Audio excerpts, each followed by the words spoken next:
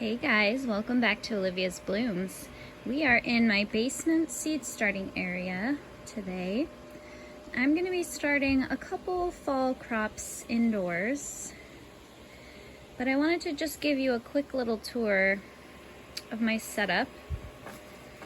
And it's pretty dirty right now, but that tends to happen when most of my attention is outside in the summer, but I'll have all fall and winter to clean and organize down here. So these are my seed starting racks. I have all the lights on right now just so you can see better. I am not going to be keeping them on, but I wanted to show you, this is where I'm going to be germinating my seeds today. I have a very large heat mat, and I'm probably not going to keep any lights on. Typically you don't need light to germinate seeds, although you'll want to read the seed packet because some seeds do require light. But some bottom heat usually helps with the germination.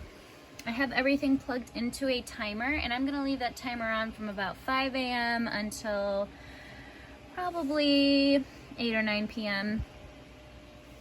And I'm using these racks when I'm not starting seeds to dry things like my onions, my garlic, my potatoes.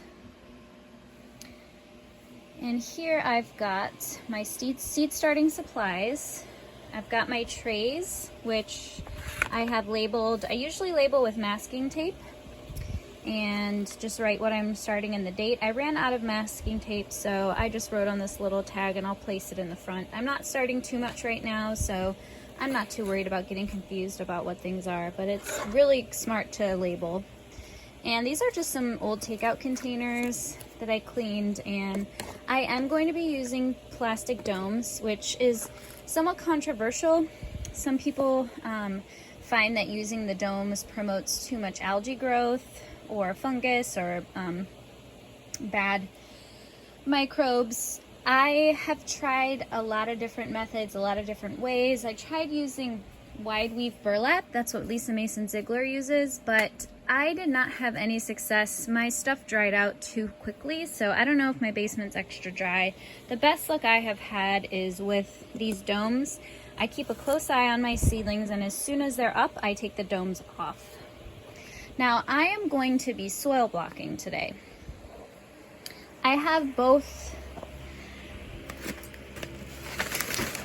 the large 5 block, excuse it's a little dirty, I've been soil blocking recently, and I've also got the small 20-inch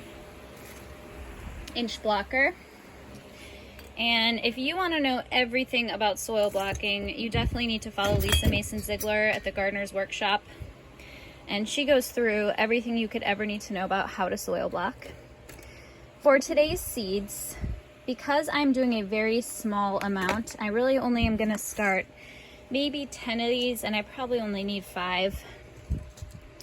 And same with the mustard seeds. I'm going to only probably start about 10 or so. I'm going to use the bigger blocks. That way I won't have a lot of leftover soil, and I don't usually struggle with keeping the bigger blocks moist, especially with the domes. I have also made in this tub a big batch of soil blocking mix. Again, I use Lisa Mason Ziegler's recipe, and I can put a link down that below. And the first thing we're going to do is we're going to use 3 parts of this soil blocking mix, which is a mix of peat moss, sifted compost, and some nutrients. And I'm going to put it in my little soil blocking tray here for when I need small amounts. So let's get that mixed up and ready to go. Okay, so it looks like I lost audio here, probably because I started recording on time-lapse. But I'm going to just try and describe to you what I'm doing. So I'm using a cup to measure the soil. I didn't use a measuring cup. You don't really need one. All you have to remember is you want to use 3 parts of the soil blocking mix to 1 part water. So here I'm adding the water. And I'm using a small tool that I got to mix it up, and it's sort of like a small fork. Lisa Mason Ziegler recommends a potato masher, if you have it, is the ideal tool to mix up the soil blocking mix, but any kind of mixing implement should work just fine. And here you are looking for a consistency that is not exactly the same as if you were moistening soil for a regular soil seed tray.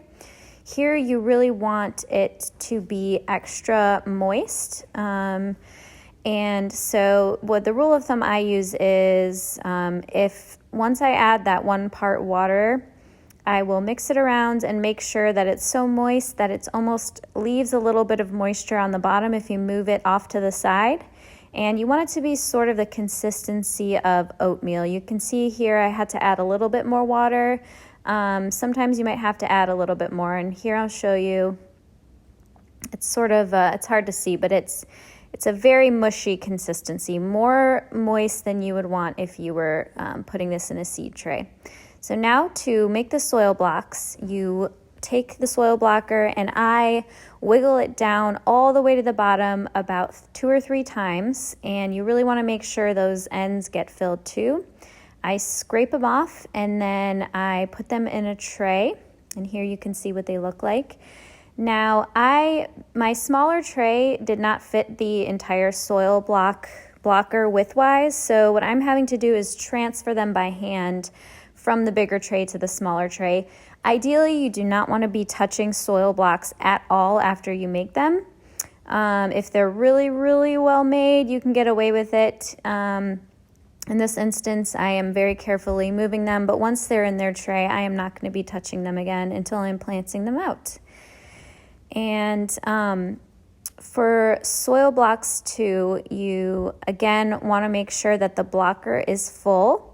You press down on the handle at the top and you pull up. And if the soil blocks don't come out right the first time, which happened to me definitely when I was first starting, there you can see what the finished soil blocks look like.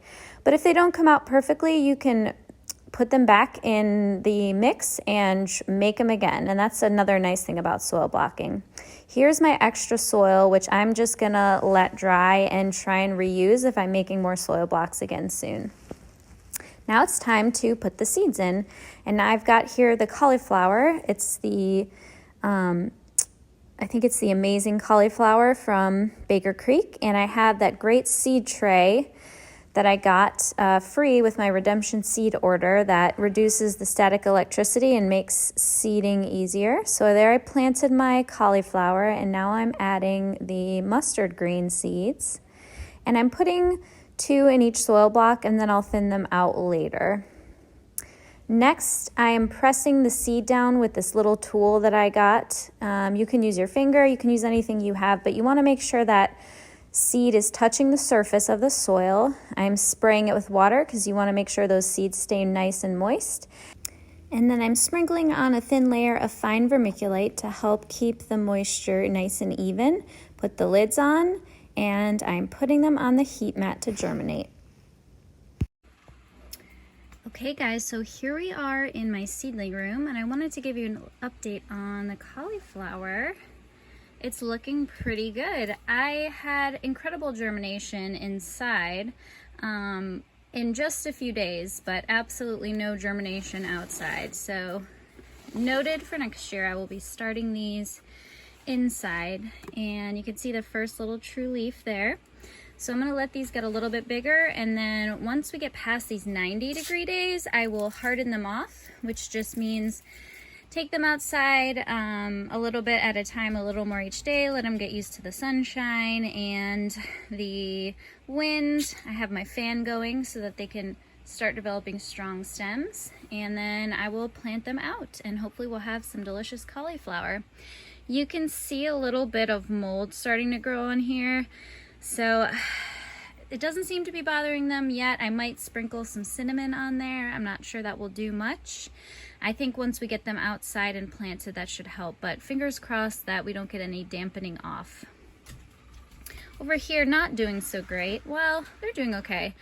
I only had 2, one here and 2 here of my greens, my mustard greens sprout.